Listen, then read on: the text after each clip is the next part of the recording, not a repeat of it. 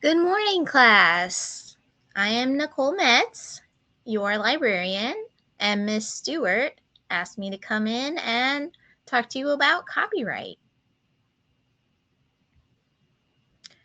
So, what do you know about copyright? Please raise your hand and tell me what you think copyright is. Why do you think copyright is important?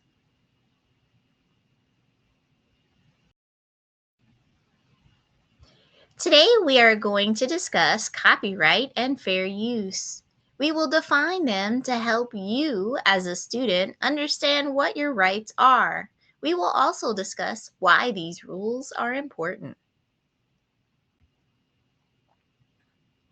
You, as the learners, are expected to engage in this lesson through collaboration, inquiry, inclusion, and exploration through conversation and technological resources. So first, let's talk about copyright. Copyright refers to the legal rights to an original work like art, music, writing, or video. These laws protect people with creative work and ensure they are getting compensated for their creations. Taking copyrighted work without permission can also be called piracy. Taking something without legal right is stealing.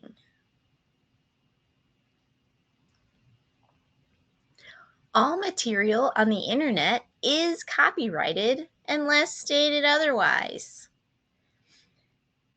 So, when you are at home and you're saving pictures to your phone that don't belong to you, or you're sharing content from a website from copy and paste and not crediting the author, these are things that are violating the copyright laws. Can you think of a way someone might take copyrighted work without permission?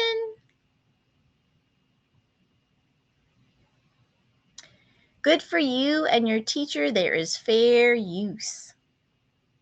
Fair use provides an exception for teachers and students that small portions of work may be used for educational purposes when properly cited.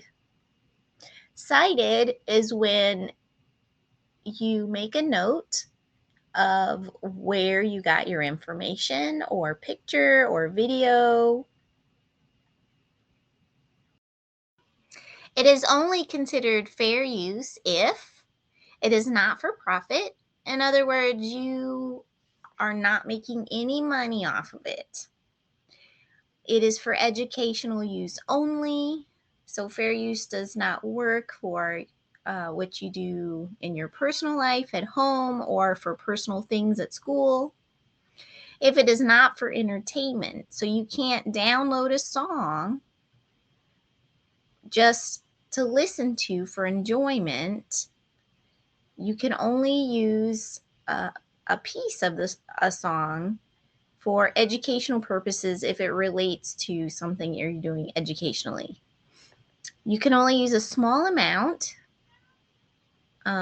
You can't use the whole video or the whole song or the whole book.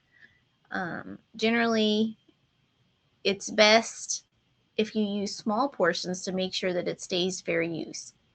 If it does not negatively affect potential sales. In other words, it doesn't stop the sale of books for authors or music or videos. It doesn't stop the sale.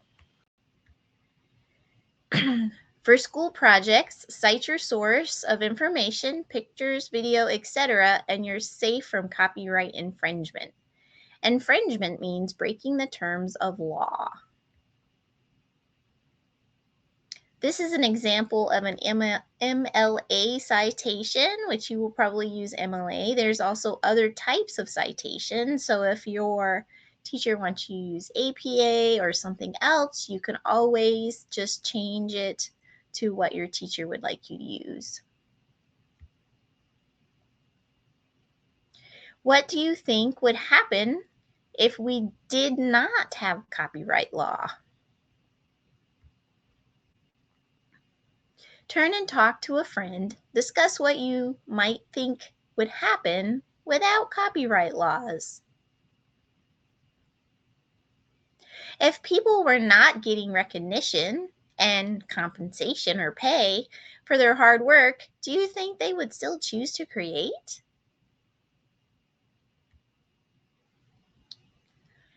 If there were no laws protecting people's work, there would be less creative work. People need to get paid and recognized for the things they do.